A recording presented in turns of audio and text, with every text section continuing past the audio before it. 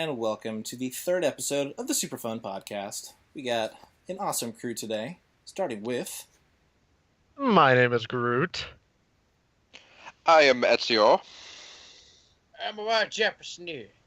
And my name is AP, and last time we introduced something delightfully cheesy, which is dumb questions that we ask to help you get to know us a little bit better as your hosts. This one's going to be a bit more interesting, though. So here's the scenario. It's the middle of the night. Somebody's breaking into your house. You don't know who they are. You don't know what they want. You don't know if there's one person or multiple people. You have a choice to make. You can either have a loaded handgun with only one bullet, or a wooden baseball bat to defend yourself. What would you choose? Groot, go. I would choose the baseball bat, and then I'd run around in my boxers and confuse them, and then I'd hit them upside the head with the baseball bat. Solid plan. How about you, SEO? I take the handgun and fire off the shot because they don't know I only have one shot. Alright, Zap. I'd take the baseball bat, hit one over the head, and shoot at the other one with a pistol. You only get one, bro. You can't be breaking the rules like that. No, I'll break the rules. Don't tell me what I can and cannot do. I'll break the rules. Alright, well, I actually thought I had an answer to this question literally up until the moment that we're all answering it. Because initially, I was going to be like, baseball bat, because it gives you more tactical advantages. But then, you don't even need to fire the shot. If you come down the stairs like a tactical marine, I got a gun, it's loaded, get out of my house.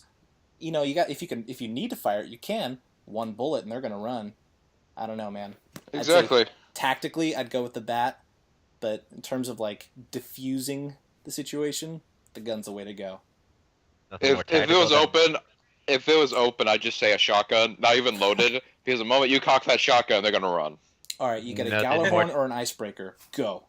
Just kidding. Don't answer that.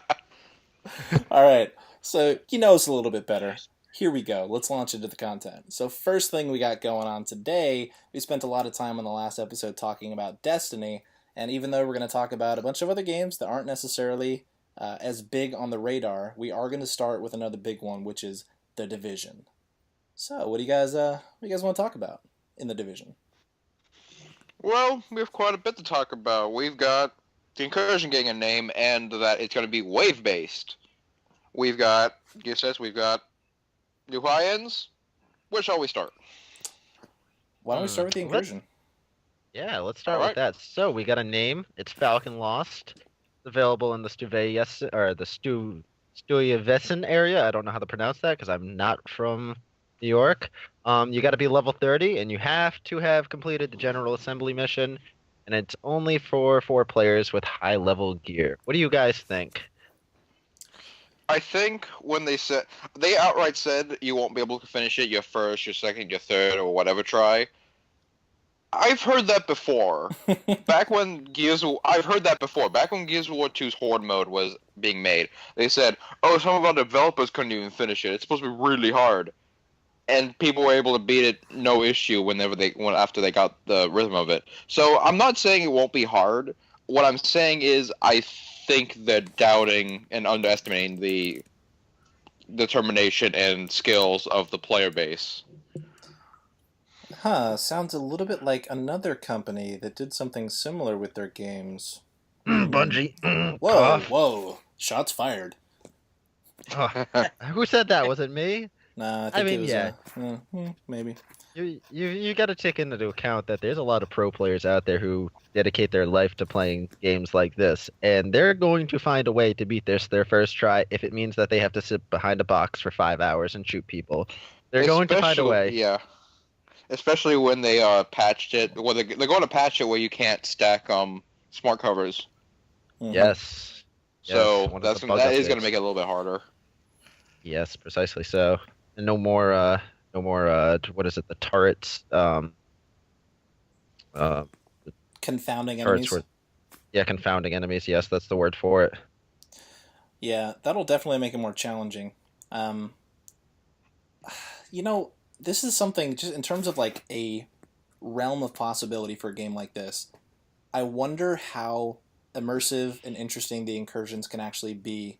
I mean, if it's wave-based, that's generally fun, but not. I don't know how that's going to be in a bullet sponge archetype type game where the difficulty is inherently in the fact that the enemies you're fighting absorb a lot of damage, and now there's waves of them.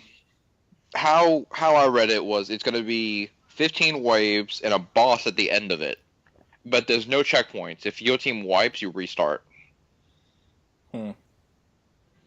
It's interesting. It kind of, I mean, if you relate it to Destiny, it's kind of like the Prison of Elders in a way, except you don't have like 4 different rounds. You actually have consistent waves of enemies coming out after you. Yeah, instead of like picture as if instead of going back at the beginning of that round, you had to start the entire Prison of Elders again. Yeah, doesn't that closely relate to Gears of War? I haven't really played much Gears, but Gears of War is Horde mode or something? They don't do that. Oh, okay. What they do is if you die on a wave, then you restart. You have to restart that wave. Okay. Yeah, I think that's pretty much it for Falcon Lost. What about, well, not really the last of it, but I mean, we've got the gear sets that are coming out for it, for completing that kind of stuff. You've got Tactician's Authority, Striker's Battle Gear, Sentry's Call, and Path of the Nomad. Let's see if you want to highlight some of those for us. Yeah. I was looking into these a little bit earlier. The Path of the Nomad is for lone, like a lot of solo players. It increases scavenging. I can't remember what else it increases. Hold on. The Sentry's Call is more of like a marksman and sniper type class and everything for people who like to use marksman rifles. The Tactician's Authority is mainly for the electronics and the skills and such, and the Striker's Battle Gear is for like damage dealing. So I mean, go ahead. I mean, me personally, I'd probably be the Striker's Battle Gear. I'm always about those assault capabilities. So, what about you, Zap? The Nomad seems more of like since I don't really go into the Dark Souls players, I think the Nomad would be better off. Sounds like a pretty fun gear set to use too. Yeah, it increases scavenging by 50%, I believe. I can't remember the exact number. Yes, I think that's what it was, and that is going to be awesome. Stacked on top of the other scavenging gear that you have, going to be perfect. I think you have to have the whole set. Well, how is the set going to work? Is it going to be different pieces of gear you can put on, or is it going to be some new inclusion? Yeah, it's going to be different sets of gear that you can put on, like holsters and such. Okay, so I think what you'll probably have to do to get the full effect is you have to wear them all. Yeah, probably. Either that or you'll get certain increments of it, but I don't think that's how it's going to work. I think you actually have to wear the full set in order to actually be able to get that perk. Yeah, that's going to be a little bit limiting because then everyone's going to be running the same set. At the very least, we'll be able to... Well, I don't think it's a big issue because we can change stuff cosmetically, but everyone's going to be running the same set if they choose a gear set. Yeah, I mean, me personally, like I said, I'd be Striker's Battle Gear. Me, from seeing the way AP plays, I think he'd probably be more Sentry's Call because of the marksman capabilities. Yeah, I've been a bit quiet, partially because my dogs are going crazy right now, and I want to keep you from having to hear what I have to hear on a daily basis. But yeah, anything, in the Dark Zone or in PvE, having a high-powered marksman rifle is so clutch that I would probably, like, I like to do that. I like to be a sniper in games, so I'm probably going to be chasing that particular gear set so that I can secure that place, even in the Dark Zone. Like, if we're going rogue hunting, or even if we want to go rogue, I want to be the guy hanging back and doing high amounts of damage in precision shots to particular individuals. So yeah, that's the set I'm going to chase. And the great thing about that too, say somebody in your team gets one of your sets that you want, and you get his. Well, now we've got the trading system that allows you to be able to do that. So the specifications to that are items dropped by enemies are now shared with the group that you're playing with. You get a tops of 2 hours that you're able to trade them for. And then you get to actually, the way you trade them is rather than having a separate trading menu, you actually get to drop those weapons so everybody in the party can see it. So it kind of makes it easier for, say, AP to actually get his marksman gear. hmm which is nice. I think the other criteria about that is that you can only give it to people who were with you when you Exactly. got that drop. So, like, say for example, if the update goes live and we say, okay, we're gonna go farm out and try to get these gear sets. If we get this gear set, it goes to AP. If we get this one, it goes to Groot. So on and so forth. Yeah, exactly. Because that makes it a lot easier too. And I mean, that not even just inside of the incursions itself, it outside of that, if you're in the DZ or you're doing a challenging mission, you get something that Yeah. person wants. I mean, it's a great system. I'd like to see what they can do to improve on it in the future, to maybe make it more value-based trading amongst a larger selection of people rather than just the 4 people that you were playing with or 2 or 3 people that you're playing with, just to see if maybe they could kind of extend it towards that. Because I mean, we're only hitting like 2 or 3 features of the trading system right now. Who knows what they're going to do in the future? Well, there's not a lot of Hmm. room for them to modify it without messing it up or making it game breaking. I think this is appropriate, personally. Like, if you can propose a solution to be like improve on the system, by all means. But I mean, this is about the limit of trading that I want to see. I want to see, like, if you're in a group doing an incursion and the item that you want drops, and the guy who gets it already has 3 of them. I like that there's that ability to, you just put in all that work, they can give that to you. But, like, what else could they do that wouldn't be game breaking? I mean, the like I said before, if they or once I, like I said in podcast number one, if they can kind of implement a trading system that is value based rather than having it globally based towards those 4 people that you're in that party with, and you can kind of extend it towards all the players inside of this gaming community. Rather than just, giving somebody this gun, it's actually you have to match the value of that gun. I think that would really make it, if they wanted to implement it to a larger audience, that would be the way to do it. But for right now, I think with the way the game just started off, I think this is the perfect way to do it, quite honestly. hmm Yeah, I agree. I I definitely thought they were going to go with the economy based one instead of the being able to drop it and everything. But I like how they're doing it. Absolutely, and I agree.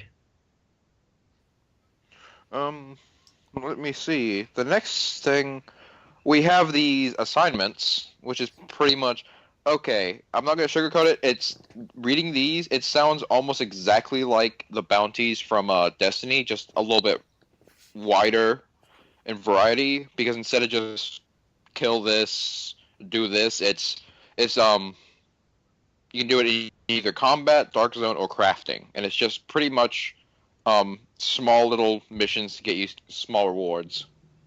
Yeah, it's a quest system, and it's Yeah, Absolutely. pretty much. essential. And I think it's great. I mean, quite honestly, it adds more things to do in this game, and that's kind of what we need right now. Once you hit end game in this game where we currently are at, and the content that's already provided, it's kind of a standstill. It's just constant DZ gun runs to kind of see if you can get better guns or better gear.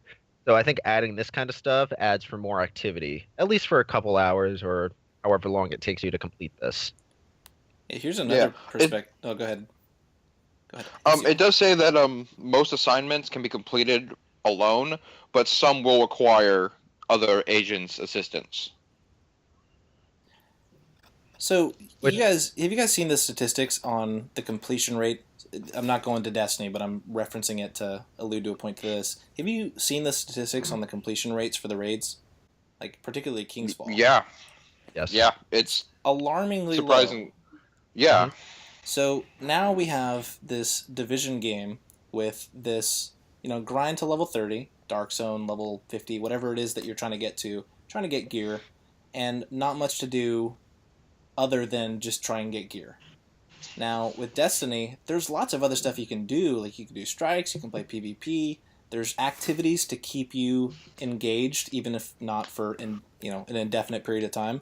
And then you've got the raid, which, transitioning from story missions to strikes to raid, there's a stepping level of progression where it gets much more challenging as you go through it, but you can approach it. And still, many people never got to that level. Now we've got the division, where you literally go from cruising in the dark zone and maybe doing challenge missions to something so insanely difficult with no checkpoints that, like, what do you think the percentage of people that complete this is actually going to be? I feel like it's probably gonna actually be probably lower than the raids of Destiny because there's no middle ground. It doesn't, at least it doesn't feel like there's a middle ground between the story missions and the incursion, like how Destiny had the strikes and various other activities in between it. Like you could do story missions, strikes, nightfall, Yeah. and then the raid. But in Division, it feels like it's going straight from story to incursion. So I feel like only the people who can get groups who are really well oiled and who know what they're doing and who know so like they know the details and everything of exactly what to do. I feel like only the extremely dedicated are going to be able to fully do this if it's as hard as they're saying. I mean, I can agree with you on that. I personally do think it's going to be a lot lower because, quite personally, I find it a little more difficult to fight the enemies in the division rather than Destiny, depending on the situation. I Yeah. just feel like I die a lot quicker if I'm not being careful.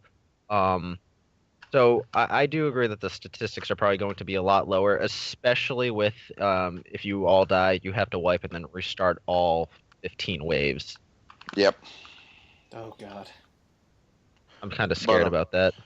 I think it's going to mainly be the difference being that I think it's going to be gameplay that separates it because the Division is more focused on its cover-based shooting, while Destiny offers a lot more mobility.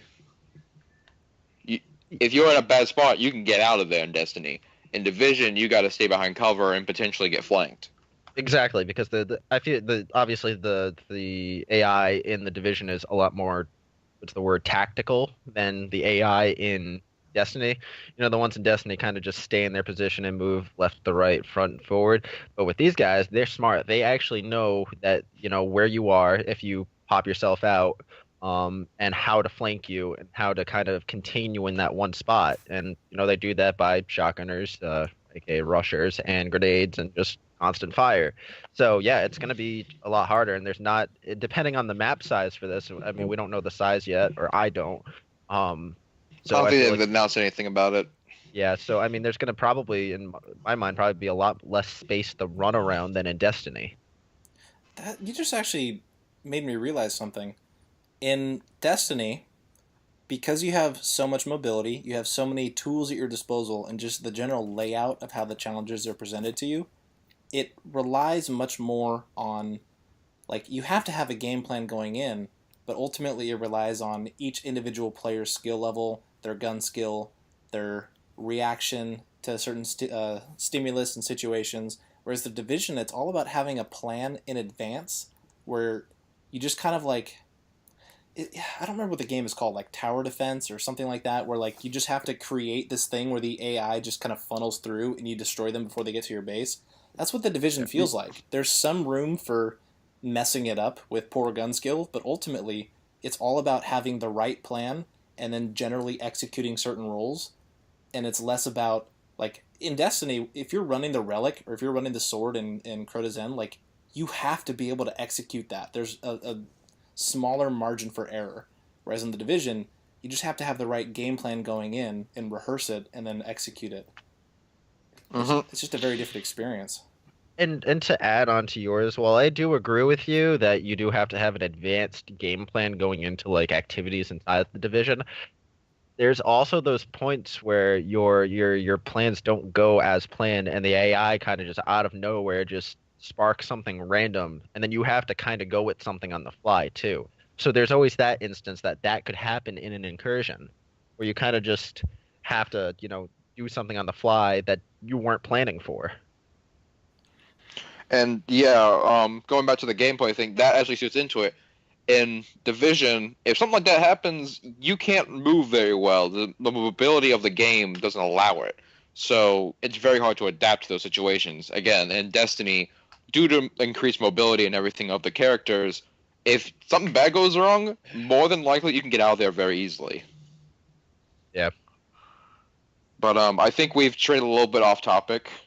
As always. Yeah, Yeah. Let's go back on Let's to what do we have let's next? we just finished talking about assignments. Let's talk about this Dark Zone supply drop. This is gonna be hell. It's gotta be interesting because I have played games with similar mechanics where a random time during the game a supply or a box or a weapon or something will randomly drop in and anyone in the game can grab it. Pretty much what it. Okay, it's just a quick rundown of what it is. I believe. Let's see.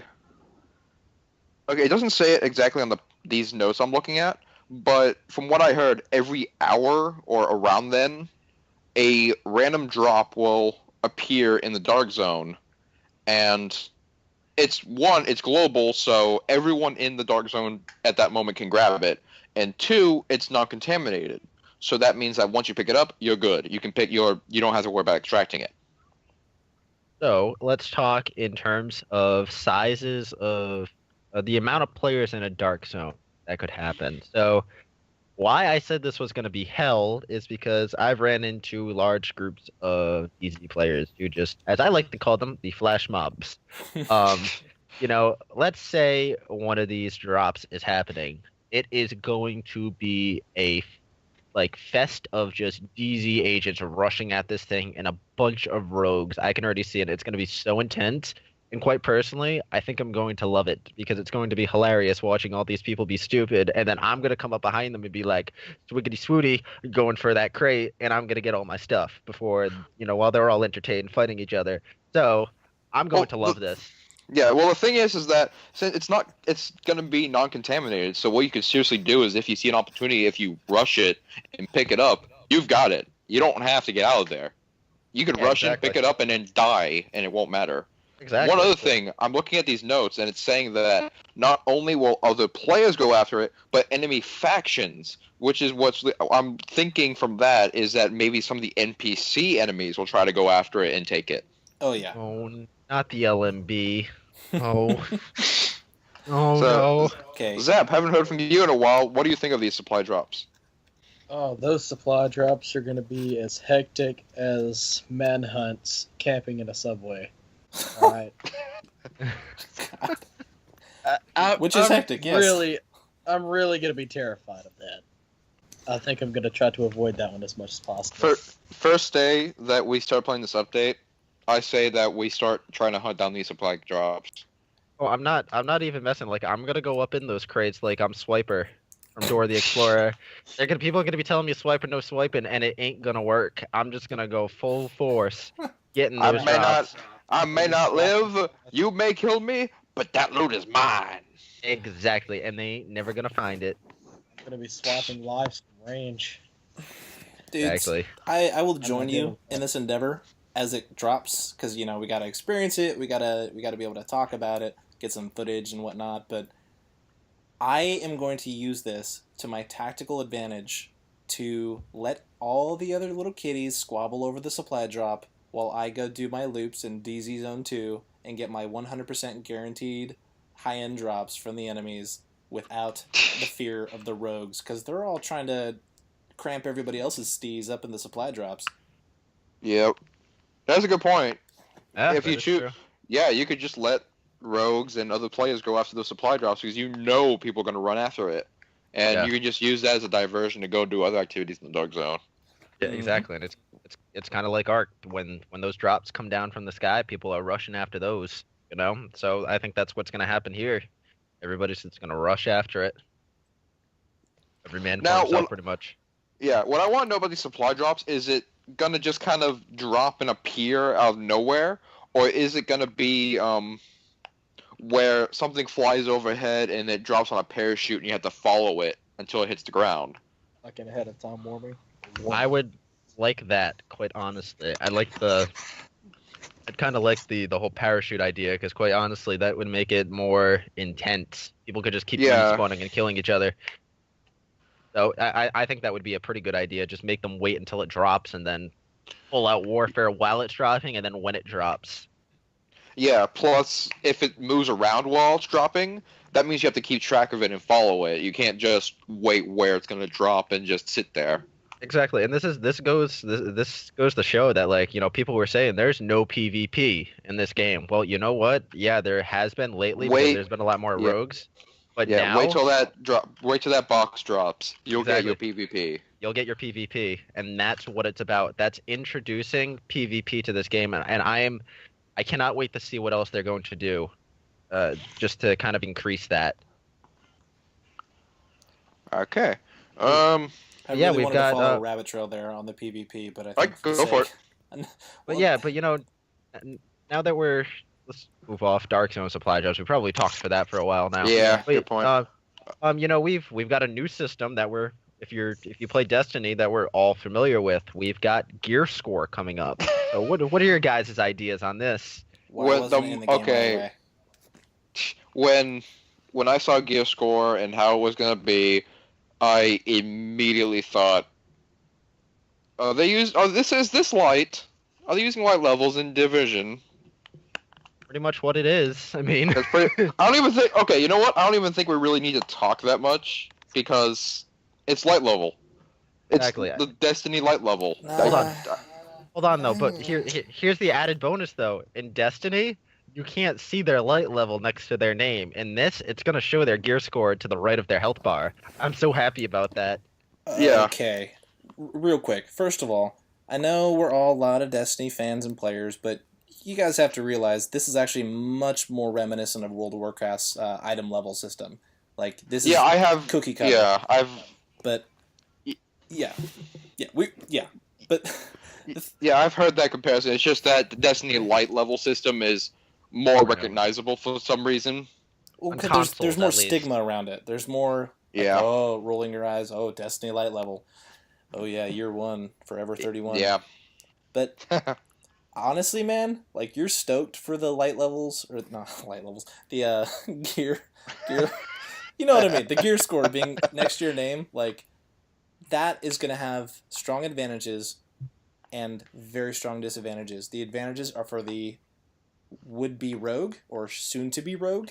Disadvantages are for the poor victim, because all rogues have to do now. Yeah. It's like the fear of I want to go rogue on this guy and take his stuff, but what if he's got like God roll everything and I'm about to get murked? You just don't know. Now with that gear score, you can literally roll up and be like, I'm 15 gear score higher than you. I can take you out, and it just makes it so much easier for the strong to prey on the weak. Now, what I want to know is gear score going to function like light, where the higher your gear score. Okay, let's for example, I'm gonna use Destiny as an example because again, it's simple. If I think the drop off is like 40 light. If you went like Iron Banner and you're 40 light lower than someone else, like you're 260 and they're 300, you will not do any damage to that person at all. And I remember with early in Division, if you were level 10 and you tried shooting a level 30 player, you would not damage them. I watched a video where someone shot continuously at level 30 as level like 5 or 10, and it took them like 10 minutes to kill them. I think more or less gear score is kind of just a numeric system. Obviously, it shows you whose gear is more stronger or less stronger or English strong words. than English Speaking. words. I can't think right now. It obviously does have some type of statistical advantages in the background, but to me, I see it more as a numeric value that kind of just averages out the person's gear that I can just see. Okay. So if I come rolling in and I see you're a lower gear score than then I'm going to be like, hey, your stuff is mine right now. I mean, Okay, so what you're saying is, oh, sorry. Oh, no, you're fine. Go ahead. So what you're saying is it's not. You think that the gear score is not going to be an advantage sort of thing. It's going to tell them simply how well geared up they are. Exactly, and I think that's what mainly it's going to be. In Okay, Destiny, in Destiny, light level it's a modifier. It's a scalar. So independent of your gear, it actually like depending on what your light value is, it will scale down or up your damage, armor, resistance, etc. With the Division, all it is it's representing what you actually have. So you could have top tier everything, like maxed out best stat rolls, god rolls on every piece of gear, and then you have a like a crappy green holster that, you know, will drag down your gear score, but you still pump out insane amounts of damage and have huge amounts of armor. The gear score is a representation of the average of your gear, rather than Destiny, where your light level will actually pull down your power or lift it up based on the number. Exactly. Basically what I was saying. Thank you for Okay. sorting that out, BP. You got it, baby. Anything more we want to talk about gear score, or do you guys think we've? I think we've touched everything. I mean, we can mildly touch the group spectator camera. You know, we're all familiar with that in Destiny. It's a nice thing to just be able to have. It is. I've been getting tired of, if I die, I can just see the area around me. I agree. It is helpful because you can see if enemies are around, but otherwise. This kind of helps you. I mean, it helps your teammates out too, because now you can kind of tell people, hey, you know, this guy's over here, this guy's over here. There's someone behind you in case they can't see. Hey, there's a shotgun about to blow your brains out. You may want to turn. Oh, you're dead. Yeah. Oh, crap. Sorry, too late. Forgot to tell you. Sorry. I gotta ask Zap something. Yeah, go for it. Let me derail everything for a second. Zap, what of the new high ends and the new high end blueprints are you most stoked for? And that includes the ones in the Dark Zone that we can now buy. This is a brief segue with Phoenix credit, or not Phoenix credits. You're buying it with Dark Zone credits, and the levels necessary have been dropped. What are you stoked to buy? Right now we have 3, I believe, that are known, and that is a assault rifle called the Warlord, a submachine gun called the Valkyria, and a marksman rifle called the Historian. However, the marksman rifle is not going to be coming in until update 1.2. SMG. The SMG? I kind of agree. Always. I like SMGs in this game. Me too. That's like J. Dato's answer to everything in year 1 of Destiny was Hawkmoon. The answer in the Division, SMG. SMG. Vector. I want to talk about Hawkmoon, but I'm going to save that for later. Yeah, dude. AVMP5. We'll come to it. Don't worry. Yeah, we'll get there. We'll get there. Okay. Yeah, we've got increased Phoenix credit drops, obviously for different level 31 to 32. Yep. We got level 30 1 to 3 Phoenix credits, level 31 2 to 4 Phoenix credits, and level 32 3 to 5 Phoenix credits. So that would be nice. A lot more rewarding. A lot more rewarding. Oh yeah, I was getting tired of killing off 32 elite NPCs and only getting like 1 credit. Yes, and you know the great part too that I like about this now is now my Phoenix credits aren't going to go to waste on recalibrating stuff because they're changing it over to credits instead. That'll be nice. So I'm happy about that as well. And then that's the amount of Phoenix credits I'm going to be able to save now rather than spending 31 to recalibrate this specific skill tree is awesome. Yeah. I was wasting a lot. Another thing that they did in the Dark Zone is that at the vendors, they've adjusted the ranks required for purchasing. That is, instead of rank 30 for superior weapons, you only need to be rank 15. For high-end level 30 gear, instead of 50, you need to be 25. And for high-end level 31 gear, you need to be 40, not 50. And let's not forget, you also have to be for high-end gold, you have to be level 31s. You also have to have a gear score of 182 as well. Yeah, okay. My bad. I see that now. For the level 30 high-end gear, you need to be 163 gear score. For 31, you need to be 182. Exactly. Yep. That's pretty nice. I feel like that's rewarding, and we also have a new Dark Zone bracket awarded for people with a higher gear score than 160 plus. That's gonna be nice. I think they updated the what was it, the one of the safe houses, Church Safe House now sells items in Dark Zone funds rather than Phoenix credits. Was that one of the things that I saw on there earlier? Yep, that was one of them.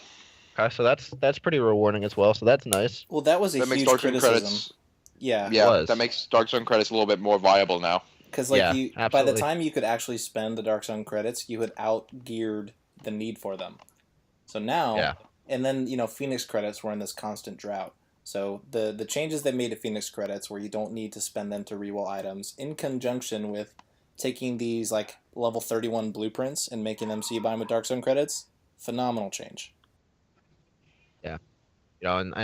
The great thing too about all that too is now we're not gonna have a lack of high ends too, because we got that 100% drop rate now too, which is going to be nice. So on top of the Phoenix credits and on top of these being able to purchase things at a lower level, we've got that added as well. Can I ask an honest question?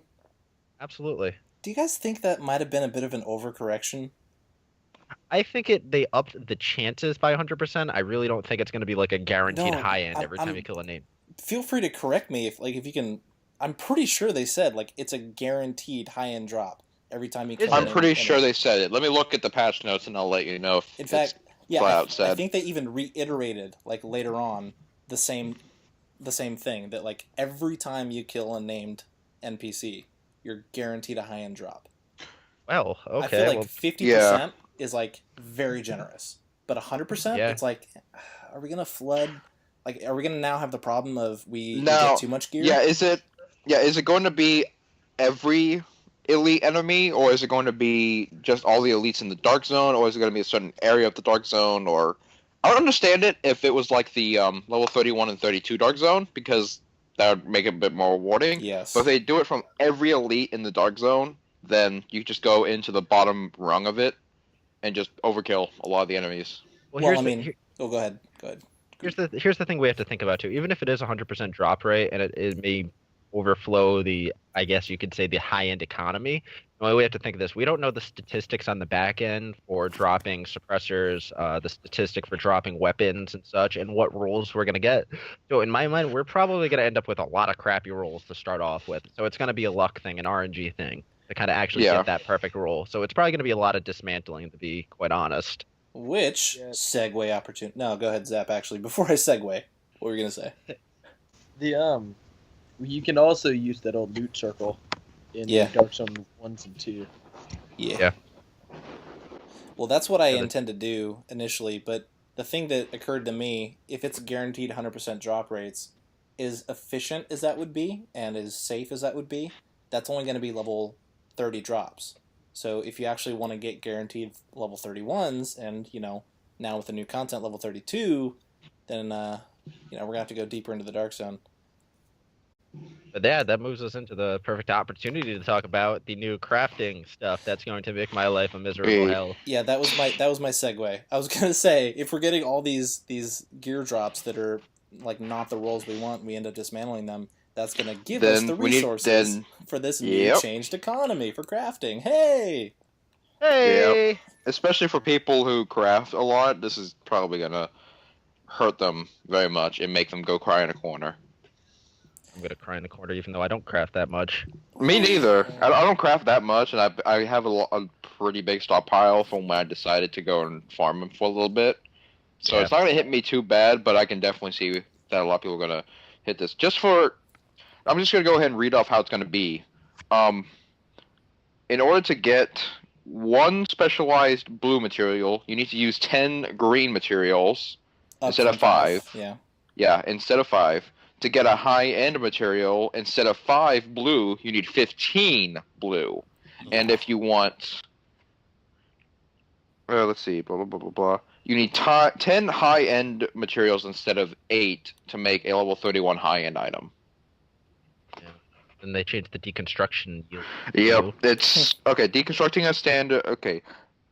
When you deconstruct a green, it will yield 1 standard material instead of 2, and if you deconstruct a high end, you get 1 high end material instead of 2. Yep. Okay, I have 2 questions for you guys. Yeah. Do you want to? I'm going to remember these questions. Do you want to say what you're going to say first? Oh, go ahead. First question: do you guys think that this is a good balance pass, or do you think that this might be also a bit of an overcorrection? I think it's a little bit of an overcorrection, to be quite honest. So we're looking at a statistic that, was obviously, you could craft a lot. That's maybe a little too much, but I think they went a little overboard on this one. Raising the conversions and the destruction yields to that high and that low, it kind of puts the crafting economy at a really big standstill, because people had the ability to keep trying to get something that they wanted with the best roll. Which while there should be some kind of limit on how many they could do, maybe in like a day or something like that. I Yeah. think this kind of just goes a little over the top, and it's gonna just waste a lot of materials. I mean, Yeah. in my mind, they're already hard to get, without farming for Yeah, them. especially with the division tech and everything only appearing in dark zone areas. Yeah. Which what is nice. I mean, they are removing some of the division tech requirements from some Oh level yeah, 31 they are. I blueprints. forgot about that. But I mean, it still kind of puts the crafting community at a standstill, in my mind. Yeah, I agree. That it feels like they're overcorrecting it. I feel like it. Okay, I don't mind that they upped the requirements. I do feel like it shouldn't have been that high, and I feel like if they were doing it that high, they should have left the deconstruction alone. The fact that they're upping the drop rates to such an extreme height, and then they're nerfing the crafting situation so extensively, literally what's going to end up happening, and this is something that we watched Bungie make the mistake on with their balance passes. They kept doing these pendulum swings, and now they're doing smaller, more manageable changes. Since they've done both things in both directions, like, they're going to bottleneck it so that the only realistic, efficient way to get geared is to go to the Dark Zone. If you don't like the Dark Zone, crafting's not an option for you. Or at least it's a vastly inferior option in terms of efficiency. Mm-hmm.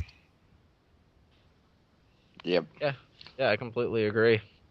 I think we've talked enough about the division, but we All right. on to something new. Yep. Before we go on to the big thing being the Disney update and the other game we want to talk about, there is some news in a game that I've personally been waiting for news on. That being Kingdom Hearts 3. Hey-o. Hey-o, me too. Yep. And that news being that they have announced 2 new worlds that are going to be in the game, and I was skeptical. I was always skeptical about the thoughts of these being in there, and that is Avengers and Star Wars. Okay, well, me personally, I'm a huge Kingdom Hearts fan. I feel like the Avengers is kind of a weird one for me. It's understandable since Disney didn't purchase them. But the Star Wars one, quite honestly, I'm pretty excited about Kingdom Hearts and Star Wars being combined into one game, to be quite frank. Like I said, I was skeptical about it until I read up on it and how the worlds are apparently going to be working. After reading it, I can see it happening. Just to explain what's apparently going to be happening with these worlds. For the Avengers one, it's going to take place after the first Avengers movie and during the reconstruction of New York, the damage and everything. For the Star Wars one, it's going to take place before The Force Awakens, but there's been no clarification on if it takes place between Force Awakens and... hold on. I think it was after the events of The Return of the Jedi. That's what it sounded like. Yeah, they didn't clarify, but yeah, that did sound like it. Yeah, which kind of puts us at, like, I guess they were saying like it's going to be helping Han and Chewbacca. Han and Chewie, yeah, on a yet to be revealed planet. Yeah, so no characters that we saw in the most recent movie, like BB-8 or anything like that, or Rey. Yeah, no Rey, no Finn, no BB-8, no Kylo Ren. Well, maybe no. We don't know about Kylo. Yeah. I thought as I was saying that, I was thinking like, no, maybe. Maybe it's possible. I mean, we don't know. It very much is. It's pretty open to interpretation. Yes. But I'm pretty excited about it. Yeah, definitely, because that means that's 4 confirmed worlds in Kingdom Hearts. So far, that being Avengers, Star Wars, Tangled, and Big Hero 6. So clearly Ezio and Groot have played and are stoked for the new Kingdom Hearts game. I personally have never played a single one. We're gonna fix that. Don't worry. Have you? Yes. You ever played a Kingdom Hearts? No, I have not. Okay. We're gonna fix that. I mentioned this before we actually started recording the podcast, and I deliberately didn't go into it because I wanted to save it for this moment. Oh, this shining moment. No, it's not that cool. But I watched because we're going to be talking about it, and because I've never played one, mostly because my first impression of it was they bastardized Cloud Strife and the Final Fantasy universe. How dare they take that from me? So I never played it, never looked into it. Ooh, deal with it. You know what? Just maybe. We'll see what happens. But the point is, I watched a 20-minute video of a rapid-fire breakdown of the entire storyline of the Kingdom Hearts series, like all 7 games across multiple platforms. First of all, holy crap, it's confusing. Second of all, surprisingly deep and rich. I was actually impressed with the level of complexity. I just saw the gameplay, knew that Cloud was in it, in this weird Disney universe, saw that his main weapon was a key, and I'm like, I'm out. But after looking at the story, it's pretty interesting, and I'm actually considering playing Kingdom Hearts 3. Yeah, go ahead. Let me tell you something, okay? I when watching the reveal of this at E3 last year, when I saw that Sora's Keyblade turns into a dang pirate ship, I was like, "At home, mateys! It's time for me to join in!" Yeah, same here. I was like, holy crap! Yes. Yes! I was like, this game is going to be something that I'm going to play 10 times and never going to get old. I cannot wait. I have played the freaking hell out of every Kingdom Hearts game. Like, I've tried my best to 100% them, and I'm stoked for this. Me too, So man. stoked, brah. Really So can't stoked. wait. But, enough fantasizing over Kingdom Hearts 3. It's, we still gotta wait for it. Yeah, we could go on for a few hours about Kingdom Hearts, I bet. We could, especially with the storyline, so we can use AP. But what's another game that just came out that's getting really, really good reviews? Ezio, why don't you tell us? A game I have been personally playing. I have not beaten it, but I really want to. That being Quantum Break. Now, Ezio, guess what? Yes. I have not played it at all, unfortunately, but I've heard great things about it.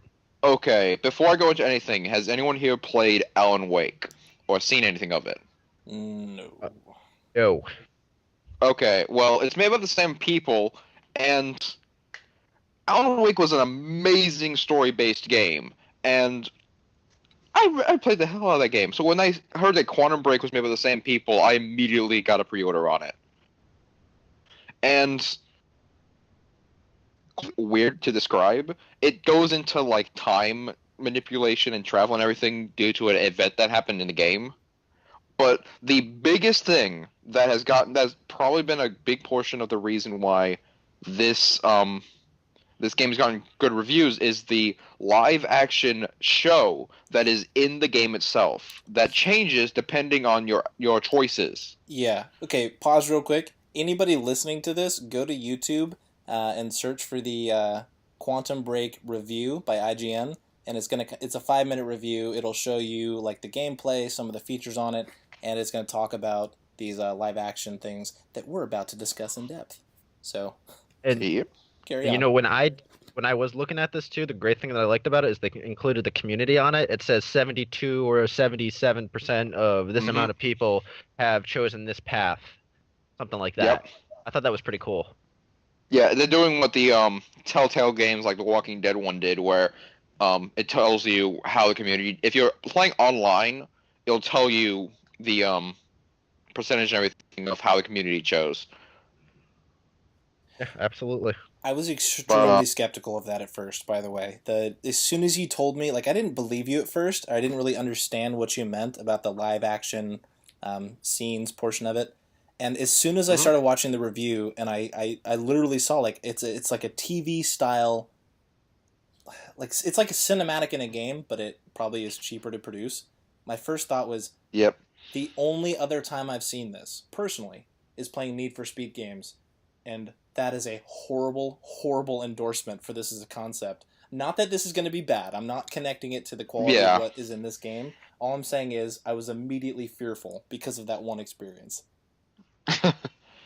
I understand. I've played some of the Need for Speed games with those live action bits, but yeah, I feel like they did it right with this one, and this company in particular has had experience doing live action things in their games because Alan Wake had something similar where it didn't show the whole full things, but there were some TVs in the game that had TV shows that the company made for the game that were playing on those TVs. And it worked really well. And then there was but there is a story aspect later on where there was a live action actor involved in the game, where it's similar and everything.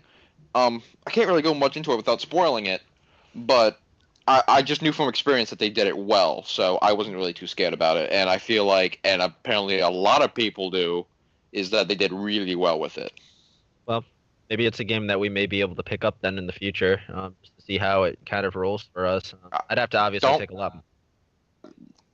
Yeah, don't worry. I'll let you know how it is as I'm playing it. Yeah, absolutely. You know, it might be something I might pick up in the coming weeks or the coming month, just to kind of give it a try. Seems pretty interesting. But we've got another big thing coming up. Wait. I have a question I have to ask before we move on. Yep, go for it. Is this the kind of game that's going to have new content releasing, like DLC style, free releases, or is this going to be like a one-time release?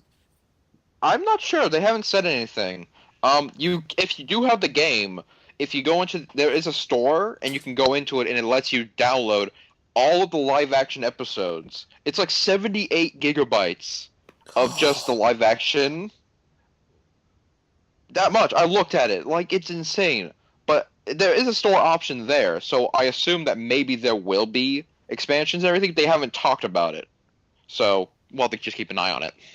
Because honestly, man, like, at this point in like, the gaming cycle, I used to be a pre-order kind of guy. I find a game I want to play, and I pre-order it. Lately, I'm kind of just waiting until they start editing the game and make it, they fix a lot of the bugs when they release new content.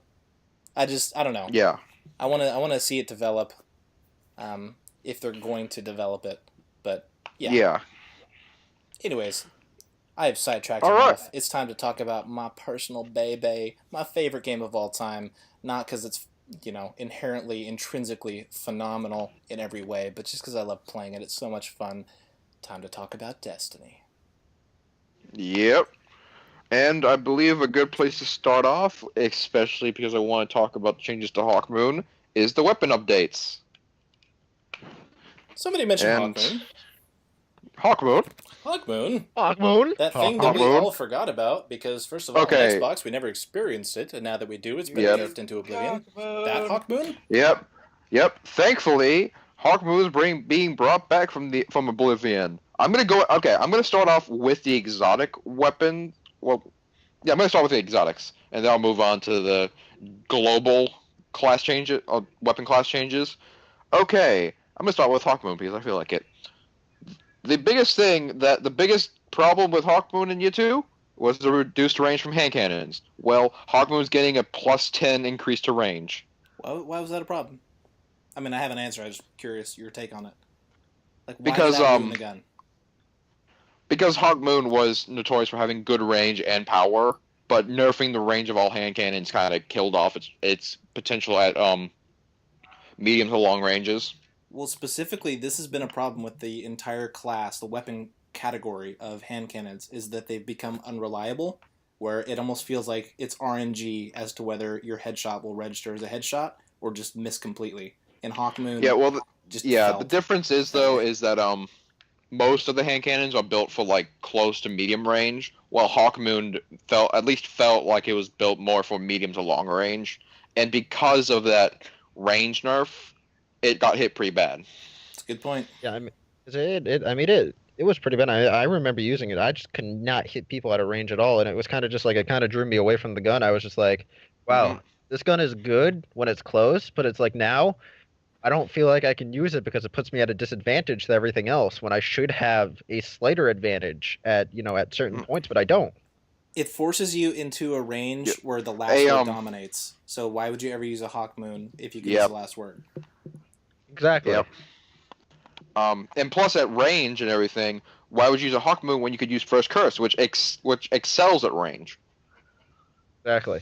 I mean, it brings it back on the map, which is nice. And I mean, it's definitely something that I'm going to use because I mean, I Mhm. steered away from hand cannons for that specific reason, and I've moved over the scout rifle, specifically Mida. So this might actually bring me back to using Hawkmoon. I'm gonna segue off that. Speaking of Mida, it's getting a change too.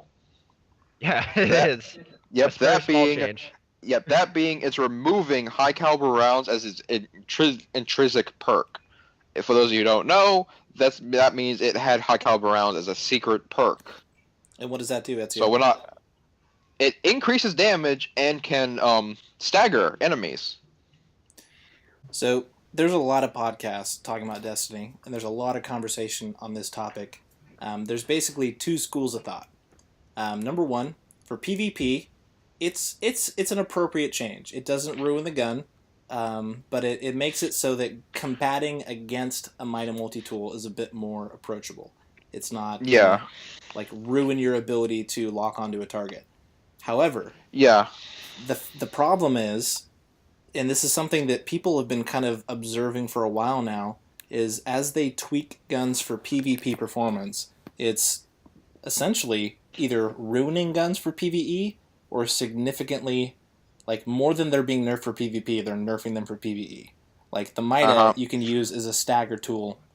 Like you're taking up an exotic slot for a scout rifle, and one of the biggest perks in PvE is the ability to stagger targets, and now that's no longer going to be a factor. Yep. You won't be able to stagger like fallen captains or anything anymore. And I agree with that because I like to use Mida sometimes in PvE. It's a fun weapon to use, and I can put my stats and everything into other things like armor and a recovery instead of speed. But with this, it's gonna be a PvP only weapon. It seems. Yeah, I mean, me personally, I never use Mida in PvE anyways, because I've always used my hung jury. But I mean, I can see it from your guys' point of view. I mean, that kind of gives it a drawback in PvE. So, I mean, I think, when we look at the graph that Bungie provided us statistically, I mean, people are only using or Yeah. equipping Mida about 7% of the time. I mean, that's probably going to go down to maybe like 2% in my mind. How it was is let me see. In PvE, they're only going up to 7%, and then it's kind of holding there. So yeah, once they remove high caliber rounds, it's gonna definitely go down. Yeah. PvP, it is above 20%. Yeah, above everything else. I mean, Yeah, there's a massive gap in between. Like, Yeah. you guys remember how big the gap was with Thorn back in year 1? oh geez. Thorn, That's pretty much how it is. Thorn. Don't remind me. Flashbacks. Well, Okay, but let's that's just in segue- terms of perception and people utilizing it. It Yeah. has nothing to do with Yeah. its actual overpowered effectiveness. Yeah, absolutely. And with the mention of Thorn, that's also getting a change. It's okay. First off, it is not getting a year 2 version. It is staying in the year 1 power level. Second, it has 3 changes. One is the damage over time has been reduced to the absolute minimum allowed, meaning mainly like 1 to 2 HP. And instead of 6 ticks of damage, it'll be only doing 4. And the last is that the green poison effect that appears on the receiver's screen is now being reduced in intensity. Yay, no more gliding into walls. Yep. So I feel like Thorn will still be a thing, but only to track enemies for those 4 ticks and for keeping their shields down. I feel like it won't be as big a powerhouse unless you actually use it as a hand cannon. Yeah, absolutely. So I think the usage is going to go down. I mean, I don't see it used now at all, really. I mean, I don't play I've much. seen it. I've actually seen it quite a bit in Crucible. Have you? Okay, I don't play much Crucible now because I'm still waiting for this update to come out. But Yep.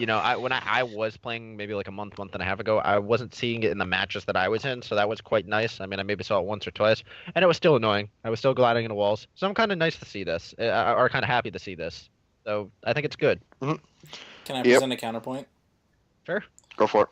So, you guys know me, and you know that I've never been a Reddit guy. I'm just recently breaching into Rahul's Salt Emporium and learning what it's like to be a Reddit user. But I stumbled upon an article that it was basically called "Make Primaries Great Again," and it brought up this entire argument that I've heard from Planet Destiny, who I listen to every podcast. Holtzman continuously brings up this issue of They keep nerfing special weapons when what they need to do is they need to make primaries a more desirable option. So you don't feel like if you don't go into a round with sniper ammo, you're at a supreme disadvantage. And the issue with nerfing Thorn, it's following in the same pattern. It needs to be rebalanced. I wholeheartedly agree. But rather than nerfing Thorn, I would rather they buff primaries as a whole to like get to the level of Thorn, so that other primaries are as competitive as Thorn. They have a similar time to kill, or at least a similar functionality, and then special weapons are situationally advantageous. So sniper's good because you can get an instantaneous kill with the right circumstances. And a primary is more consistently reliable than a sniper. You can get more kills consistently with a primary, but in certain situations, a sniper is more, like, you can get a kill better than a primary. That's the way it should be, but they're not doing that. They're just nerfing primaries that are overpowered and then trying to nerf special ammo. They're just, God, they're trying to nerf the world, man. What do we do? Well, if you really think about it, though, I mean, you kind of have to point out the fact that they made snipers almost or harder to use at a medium to short range. I mean, they're making the focus of trying to make it so they're long range weapons rather than short range and medium range. So that kind of gives you the better ability to start using your primary more often and relying on it more often rather than your sniper or your shotgun or anything like that. So I mean that argument can be made as well. Well, here's where that breaks down. There's always going to be people. There's always going to be a Real Crafty, a KJ Hovey, a Luminosity that can utilize a weapon to its fullest potential because of the parameters that's allowed for it. So even though the zoom is extended, there's still going to be people who can utilize a sniper and get phenomenal shots on it. Now, even though that's an outlier case, what that presents as a problem is that the maximum potential of a primary is capped. It's set to a certain limit. And the maximum potential of a sniper is the same as it's ever been. It's just the skill gap in terms of reaching that maximum potential has shifted. So I don't think to relearn how to use them. Yeah, that the people that are have been doing this well are going to learn how to use the same guns to the close to, if not the same efficiency. The solution isn't to increase the skill gap to get to that level of competency with these special weapons. The solution is make it so that primaries can more consistently compete with these special weapons. Not to the point where special weapons become unnecessary, but more specialized. A shotgun, you can't run a shotgun as a primary. You can't use your sniper in every situation. You have to use your primary and then react to a situation, be like, oh, this would be a good time to use my sniper. And then you utilize it as a tool, not as a primary. You know what I mean? Yeah, no, I completely agree with you. Before we go too far into this, we're kind of straying off of the list of exotic changes and such. Yeah, but it's so good. It needed to be said. It is. I completely agree. I completely agree that it needed to be said. I just think we need to stay on track a little bit. Nah, carry on. Let's go. All right. So let's continue on with the other Year 1 exotic that's getting changes, Icebreaker. Again, it's staying a Year 1 weapon and not coming to Year 2 as of now. It could come in later. But the changes are the zoom scope, the scope zoom has been up to 6 times. I cannot remember what the original one was, honestly. The base handling stat has been lowered to the lowest value for sniper rifles. Target acquisition has been reduced by 25%. And the trick that people have been using, and you dirty cheaters know who you are, you can no longer trade Icebreaker to charge out the special rounds and then swap out. You will lose all your ammo if you try that. Well, I mean, you're putting it in a very negative light.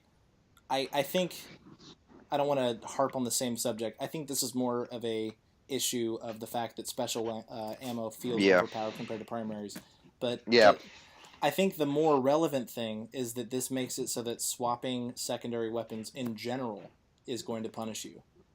Did any of you, other than me, listen to the Crucible Radio podcast where they had Sage Merrill and John Wisniewski on at the same time? I have not been able to. Dude, I haven't been able highly to recommend Crucible Radio. You should. Oh God, you love Planet Destiny. Okay, yeah, check it out. Anyways, they had this conversation, and these are two dudes. I don't remember their exact roles, John Wisniewski, if you just look at the last Bungie podcast, you can see what his role is. I don't remember what Sage Merrill does, but they're like two high-up dudes, heavily in leadership control of the development of the Crucible.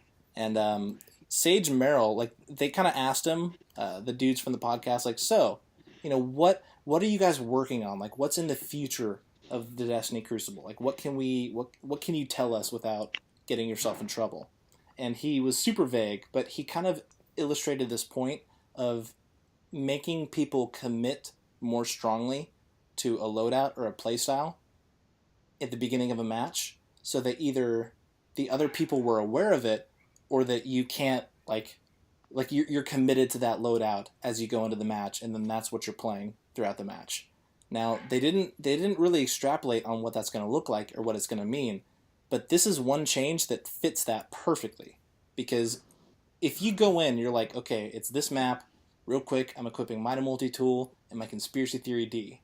Well, special ammo is already scarce. If you're in a 3v3 playlist... Wait, did they reintroduce ammo starting in 3v3 playlists? I think they did. They're going to. So you start out with some ammo. You're going to have to wait 3 minutes until the first special ammo box drops, and it's far between. So already there's a bit of a drought there. You can't switch ammo anymore. So you can't just be like, you know what, this isn't working, I'm going to switch to a sniper. You chose a shotgun. You lose all your ammo. It's going to be a while before you get more. You can't use Icebreaker. You can't use a sidearm to generate ammo. You're stuck. Like, you have to actually commit a bit more before the match. I think that's a really cool thing. Yeah, I agree. I agree with you as well. It makes like your point before. It's adding to using your primary, relying on your primary more than actually actually working towards getting to be able to use your special again. So it kind of gives you that point that you actually have to work for this, rather than just you get it handed to you right off the bat, or special ammo handed to you right off the bat, which is nice. Mm-hmm. So adds for a lot more equal and more skillful gameplay, I guess you could say, in terms of primaries. It's definitely a step in the right direction. Yeah, absolutely. I completely agree with you. They just need to make some improvements on like you said, getting those primaries up to par. All right. So we have a few more exotic changes. Gonna try to go through some of these a little bit quickly so that we can talk about some of the other parts. The Chaperone is getting a bug fix to precision damage on shotguns. I wasn't even aware this was an issue. I didn't either. I haven't. Queenbreaker's bow. Yeah, me neither. Queenbreaker's bow is getting a reduced ammo capacity to reflect sniper inventory reduction. Lord of Wolves is getting a reduced ammo inventory to reflect shotgun inventory reduction. Dreg's Promise is a little bit of a longer one. Oh, projectiles. Oh yeah, okay. Let's go to Telesto then, if you want to talk about that. It's no, I was talking about Dreg's Promise. That's the Needler. Okay. Okay. If they had a baby, it would produce the Halo Needler. That's all yeah, I'm that saying. is true. Yeah, Okay, let's go with Dreg's Promise. Projectiles track more aggressively if you're aiming down sights at an enemy. The damage is reduced, and the rate of fire is reduced to compensate. Damage fall off is reduced to match the sidearm archetype. And going onto the Telesto, they have fixed a bug where you can now attach the explosive bolts onto your teammates and onto their Ward of Dawns. Again, didn't know that was a thing. I've actually never used the Telesto. I noticed that a few times when I used it, because the bolts would just hit an ally and then they would just disappear. Yeah. Well, but now you can just tag them onto teammates, throw them into a bunch of thralls, and then kaboom. Interesting. And you do that in the Crucible, so I can just be like, hey, AP, I'm going to attach a bunch of Telesto shots for you, and then you can run into the middle of a bunch of group of people and just maybe blow them up. Again, I don't want to repeat content that other people are producing, but this is pretty freaking funny. Like, somebody had the idea of you go into, let's say, Control or Clash, and you have 5 people that all have equipped the Telesto. Like, you have to roll in a party, you got to plan this out, and then you have one dude as the suicide bomber, and like as you got enemies coming around the corner, like you have all 5 people just charge and hit them with Telesto, and then they go out and are a exploding like vomit of Telesto energy and just destroy anything in their vicinity. Like, it's not super functional or practical, but in terms of getting really entertaining game clips, this is something we gotta try. I immediately thought of that when I heard this, and I was like, we have to do it. It has to happen. It does have to happen. We do. You know how we got Sleeper Simulant, and then we all went to the Titan Bubble and shot it in there? I was just That's about what we to have to mention do that. with Telesto. That's what we I have was just to do. about to mention that. we need to get that game clip and upload it to one of these podcasts just to show it. Dude, we'll put it on. You know what? We'll put it on this podcast. As we're talking about that will be featured. Yep, might as well. You're welcome, YouTube. The next thing that's going to change is the service regime. And that is that focus fire now grants plus 45 range, which I believe is an increase from plus 30? I don't know. But on that note, if they said that if you choose all the range buffing perks on the service regime, you can actually max out its range. And on spinning up, it's now activating later because of some auto rifle changes that are coming that they said in playtesting. If they didn't lower the spinning up by 4 rounds, Service Regime would have come back in its prime of decimating Crucible. Yeah. Yeah. I feel like we're getting Service back to at least a degree. And we have some non-exotics in this list as well. The first one being the much beloved 1,000-yard stare.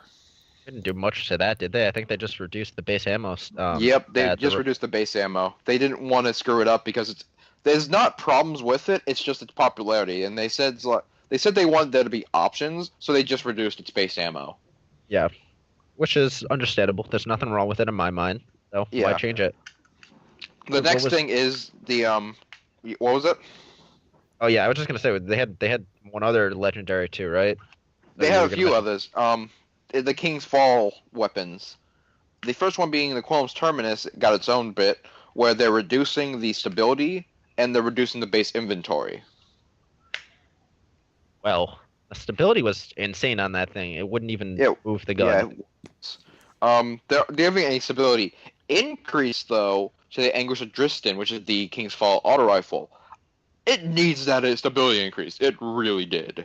I remember using that thing once, and then I was like, hey, this sucks. I'm dismantling you. Yeah, I was like, you know what? I'm going to give it a shot. Put it on, just try shooting it. Why am I looking everywhere while I'm shooting? Yeah, so yes, that stability increase is needed. And for all King's Fall primaries, it's getting a reload speed increase, which I'm very happy about. Good. I think all that stuff takes forever to reload. Zap, you were saying something? Especially the Zalu's Bane, where the hang. Yes. That thing takes forever. Yes. Yes, I agree. Okay, I'm just gonna. I just realized that the weapon tuning for everything else is like really long, so we have to rapid fire that. So look, okay, like that? To be fair, if people want to learn more about the weapon tuning, you can just check out the Bungie stream. You can search for the notes, the patch notes online. You know what? We'll just throw the notes into the description, so that way, if you want to see them, you can find them. And we're going to be talking about this next week as well. I mean, the update drops in 2 days. I mean, we're going to be talking about this next week. So, I mean, we should talk about statistics. Yeah, the last change really that's on this list I'm looking at that I think needs to be talked about is the changes to player resurrection. Yes, that's a big one. That is a big one because one, they increased the range. Well, my bad. They decreased the range that you can revive a player at. Mm-hmm. They also increased the base time by 0.25 seconds. For the exotic armor, right? They only increased the revive time for the gear that speeds up revive time. I don't think they touched the revive time for just general. So. Yep. Yeah, so I mean they only changed the exotic armor I found from 40 to 30.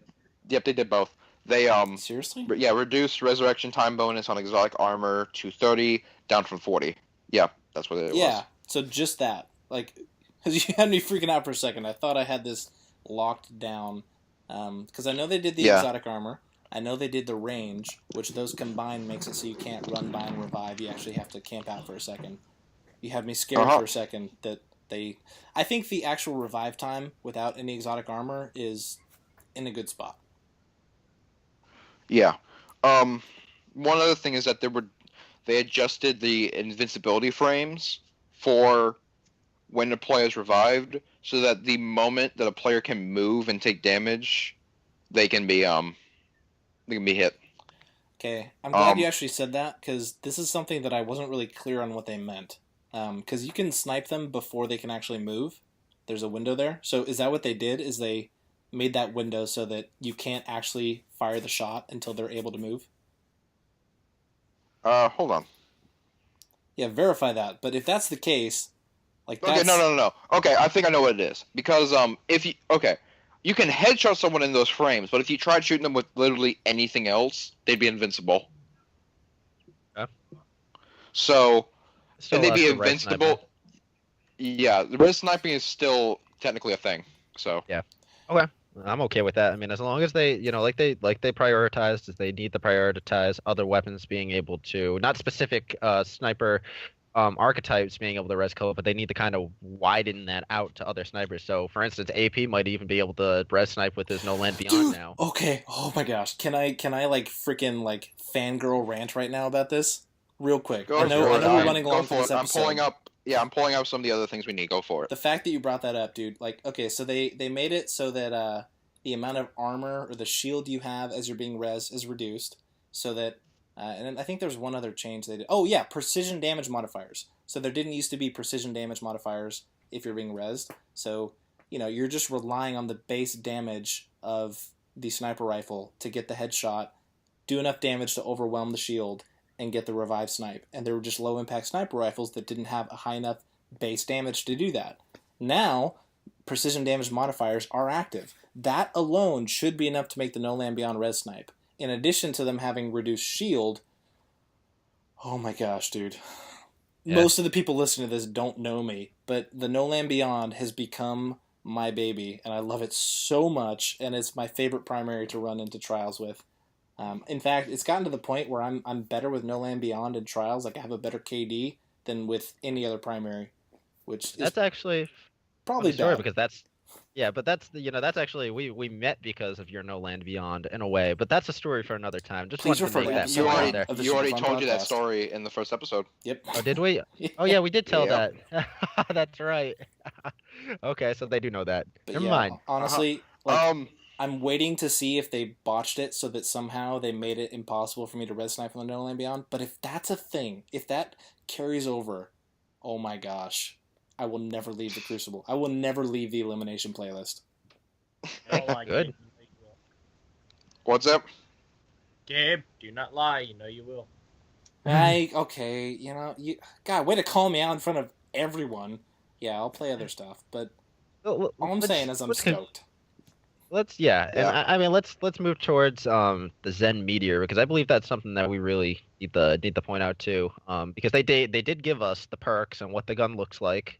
Yes, let me Real pull quick, up I gotta go those grab perks. I got We got- a bucket we got- prepared full of table salt. I gotta go get that. We've real got- quick.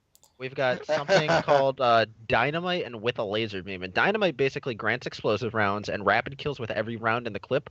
Load an extra higher damage round for 5 seconds. And then with a laser beam is the extra round from Dynamite causes a massive explosion.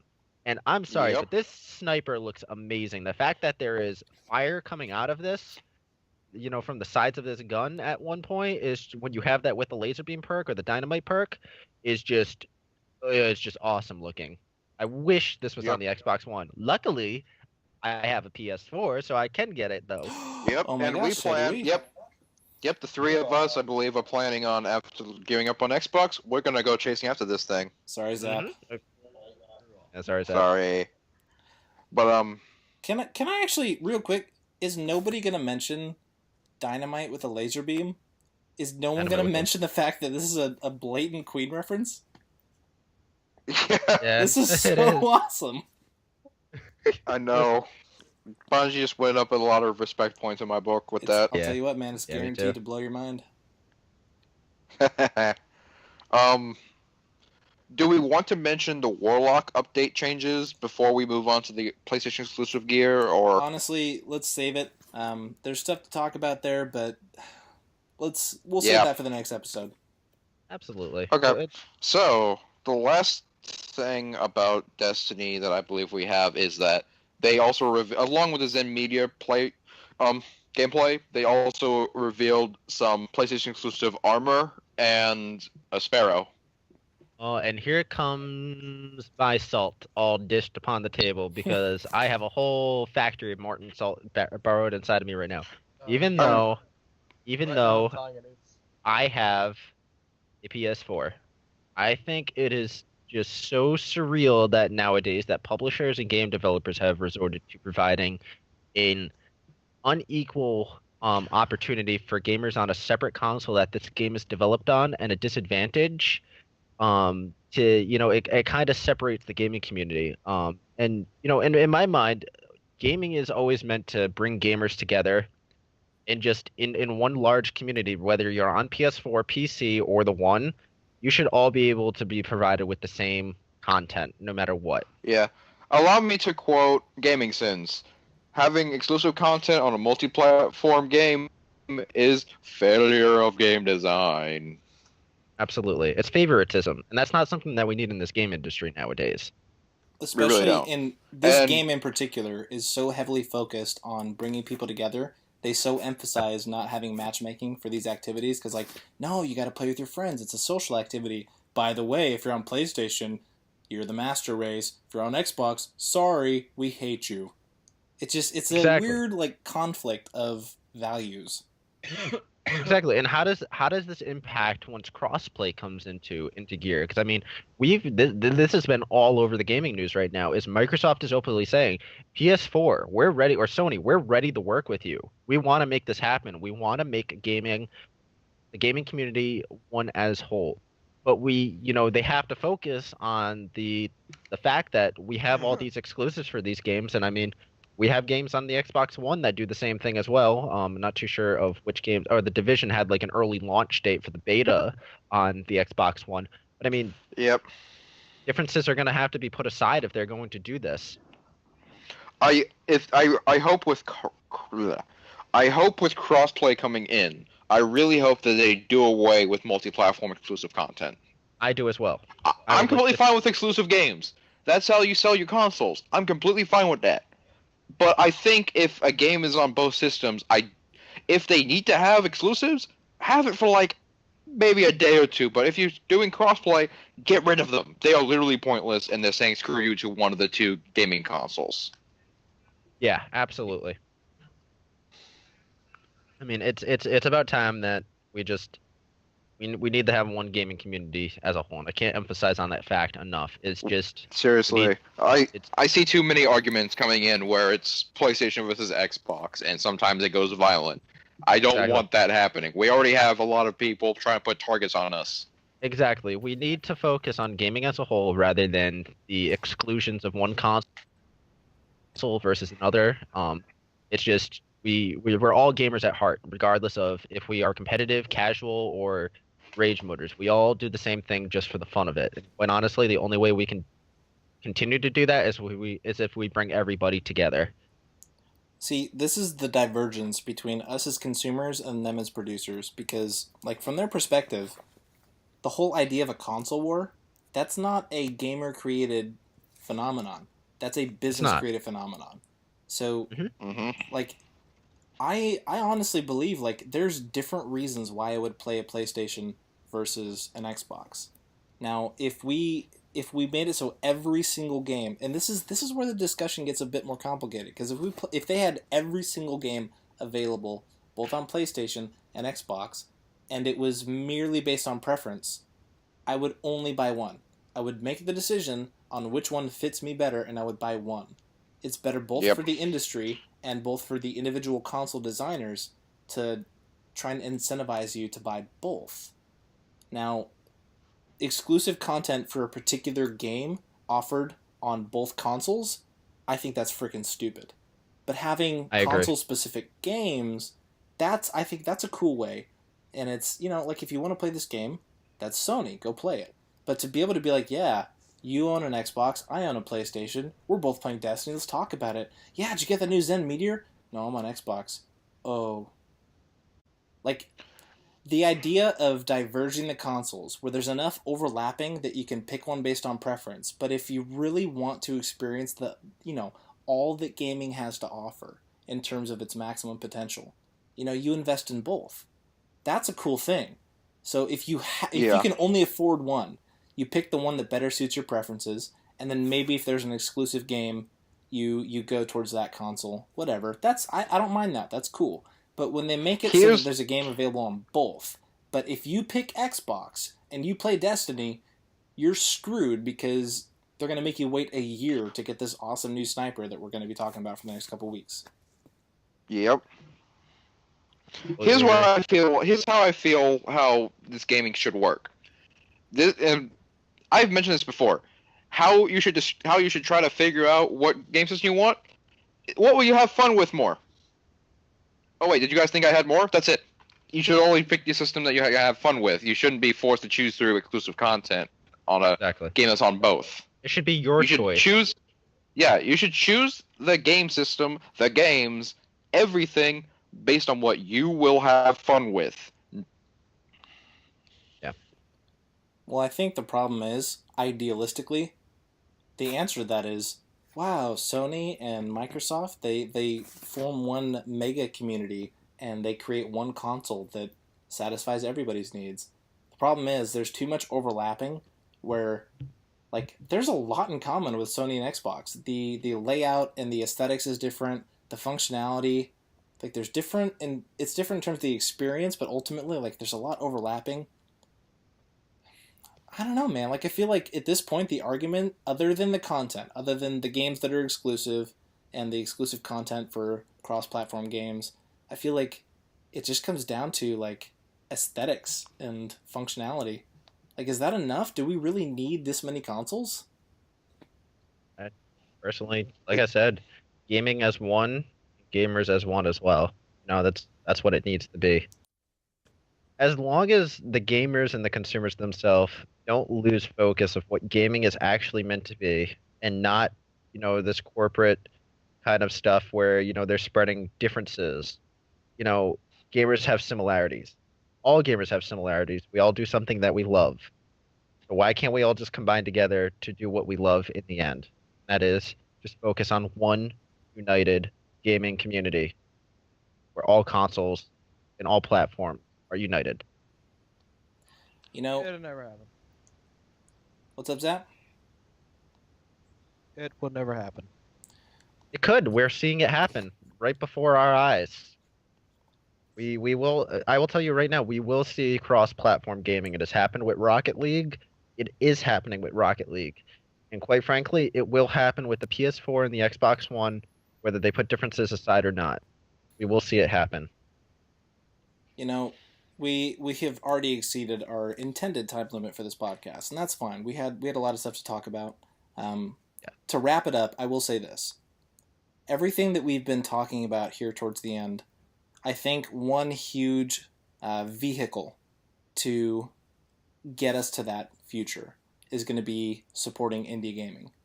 So, off the podcast, we've talked about covering more indie games and kind of, going in that direction, not excluding the big games, but, spending a bit more time diving into the less recognized games that are really phenomenal and produced by people who have the gamer in mind and not, the Excel spreadsheet or their stockholders.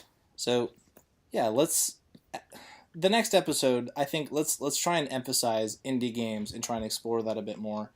But I think that supporting that's going to be a huge driving factor towards these big producers realizing that we're not just, mindless drones that spend money on games, but we actually care about the content. We care about the quality. We care about being cared for as gamers, not just as consumers. Indie games are the future of gaming, and they will more than likely be for a very long time. Did you say indie games or just games in general? I missed it. Indie games. They are the future of gaming. And the developers themselves are the future of gaming developers. Bigger companies and such. So we will be seeing a lot of them around, and they're a very, very, very important part of this community. Because, like you said, in heart, they design these games just for what the reasons that we play them. Yep. No Man's Sky, perfect example. It's genuine creativity, like Exactly. creating art for the sake of creating art. Yeah, another game that I want to mention along those lines is the game Undertale. It's an indie game that... Yeah. Huh? I've been told a lot about this by a 12-year-old that I know. So, and I've looked into it. It's pretty dope. I'm probably going to buy it. It is. But yeah. So we're going to talk more about indie games as we move forward in the future. As for now, everybody who has listened to this and watched it on YouTube, thank you so much for tuning in.